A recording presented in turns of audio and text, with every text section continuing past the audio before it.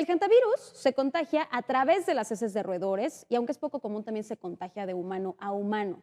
Los síntomas de las personas infectadas son parecidos a los de una gripe: fiebre, tos, dolor muscular, dolor de cabeza, dificultad respiratoria grave. Sin embargo, los problemas respiratorios son los que van empeorando rápidamente hasta que los pulmones pueden llenarse de líquido y las víctimas pueden morir por insuficiencia respiratoria. Para platicar sobre el tema, me da muchísimo gusto saludar a Marion Pearl Cobian. Ella es maestra en ciencias médicas y también es candidata a doctor en ciencias de investigación clínica y experimental en farmacología. ¿Cómo está, maestra? Qué gusto saludarla. Hola, mucho gusto. Pues muchas gracias por la invitación. Muy contenta de estar aquí. Nos da gusto platicar con usted porque vaya que esta nota ha generado muchísimas reacciones. Claro. No lo entendemos del todo. Ahorita yo platicaba contigo y me decías, bueno, en Argentina es muy común, pero aquí nunca lo habíamos escuchado. Entonces, nos va a servir muchísimo esta charla. Muchas Cuéntanos de gracias. entrada, ¿qué es el hantavirus? Bueno, pues es un virus, tiene unos 40 años que se describió el primer caso.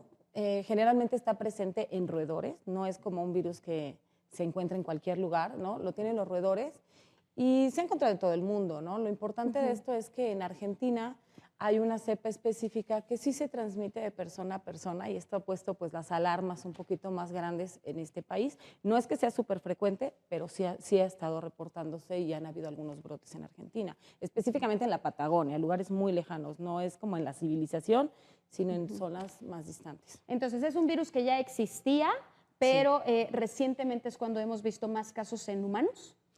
Se han ido reportando y hay mucha vigilancia. Yo pienso que siempre después de COVID la vigilancia epidemiológica ha sido mucho mayor a cualquier virus emergente. Estas son enfermedades que les llamamos zoonosis, o sea, enfermedades que brincan de un animal al humano. Entonces, ya sabemos por experiencia que esta zoonosis puede llegar un momento en que empiecen a transmitirse de persona a persona y ahí es donde puede desarrollarse una epidemia. Entonces, para prevenir este tipo de epidemias o pandemias que pueden haber, hay mucha vigilancia epidemiológica. Entonces, también eso hace que haya mayor detección de estos virus. Ok. Cuando ocurrió la pandemia por el COVID-19, supimos que alguna persona en algún momento comió, se hablaba de que había comido un murciélago y que por eso se había dado este primer contagio. Esa fue la versión primera que teoría. nos manejaron. Exacto. En este caso, ¿cómo se habrían dado estos primeros contagios y cómo se está transmitiendo ahora? Bueno, en realidad, más que alguien comió sopa de murciélago, en realidad la historia es que hay un virus que está en el murciélago, ¿no? Entonces, ¿cómo sabemos que estaba en el murciélago? Porque lo genotipificamos, o sea, llega el primer paciente con COVID, se saca todo el genoma y hay unas bases de datos inmensas donde lo metemos y con ayuda de la tecnología identificamos qué especie se parece. Entonces, por ejemplo, de COVID había una homología, un parecido de un 99%. Entonces, con eso sabemos que es un virus que viene del murciélago, ¿no? En este caso, ¿cómo sabemos de dónde vienen estos? Pues lo mismo, ¿no? Los vamos genotipificando y vemos que este gen se parece a determinada cepa que se ha encontrado en algún lado. Esta cepa ya se reportó, ya lo reportó la OMS, que es la cepa del Andes, ¿no? Entonces, ¿qué pasa? Que primero lo tienen los roedores, el roedor empieza a transmitir, entre ellos se empiezan a contagiar, lo tienen los roedores, sale por las heces, sale por la popó de los roedores. Un humano que está en contacto con estos roedores se contagia, ¿no? Pero el chiste es que estos virus pueden ir mutando con el tiempo. Por ejemplo, el cambio climático hace que se dividan más rápido en algunas zonas, ¿no? Empieza a hacer que empiecen a llegar a otras zonas donde no lo había. Entonces, cuando ocurre determinada mutación, esta mutación lo puede hacer que entre con más facilidad al cuerpo de un humano y que se contagie entre humanos, ¿no? ¿Qué es lo que tiene esta cepa del Andes? Que sí se transmite entre humanos. Ok. Importante mencionar algo que ya me platicabas durante el corte. Es probable que esto que está ocurriendo en este crucero se quede en el crucero, es decir, no hay una posibilidad muy grande de que esto se expanda y ocurra una pandemia, que es el terror que está ocurriendo con la sociedad. ¿Es así? Sí, claro. Nosotros creo que vivimos con este miedo después de COVID, Claro. de que cualquier cosa se vuelva una epidemia o una pandemia. Este tiene bajo potencial. Desafortunadamente hablamos de un virus muy letal. Entonces, por un lado es muy letal, la mortalidad es entre 30 y 50%, entonces es muy alta. Y eso hace que sea difícil que los pacientes enfermos vayan y viajen y lo contagien, ¿no? Por un lado.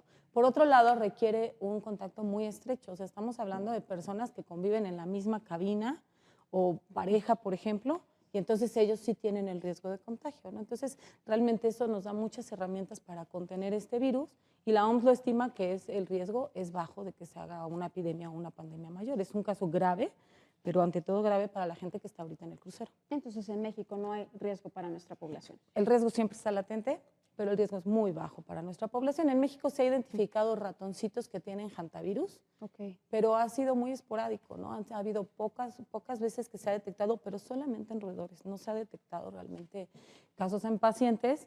Y bueno, esto puede ser que no lo hemos detectado o que no ha habido, ¿no? Pero vamos, cuando hay un caso muy grave, ¿no? Estos pacientes lo que tienen es que desarrollan un cuadro pulmonar muy rápido y muy grave. Entonces, cuando vemos un caso así de grave, siempre buscamos algo más, ¿no?